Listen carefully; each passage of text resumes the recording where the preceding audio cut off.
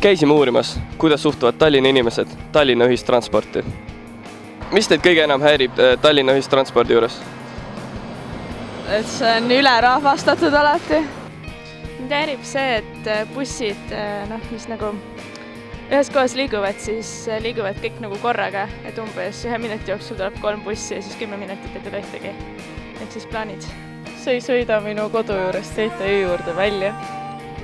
See, et need bussid haislevad. Ja tagantpoolt just eriti, tagumised otsad tähendab. Sinna on küll inimestel mõttetu minna. Trammidele bussidele samamoodi, need võiksid natuke pesta vähemalt siis, kui nad jõuavad kusagile lõppjaama, siis oleks tõesti see ühistransport väga mõistlik. Mitte miski. Mitte miski. Ei ole midagi, mida saaks paremini teha? Ei, ma ei tea seda, aga see ei ole nagu minu rida, aga mind ei häiri. Teid? Ei häiri. Kõik on korras? Ei pea aegades kinni. Üldiselt olen rahul, aga kui midagi muuta, siis seda, et bussid tuleksid ka natuke hilisematel aegadel. Näiteks kui reede õhtul minna kuhugi välja, et siis saaks ka näiteks nagu rohkem öisel ajal saaks ka bussidega koju. Bussijuhid võiksid graafikust veidi täpsemini kinni pidada.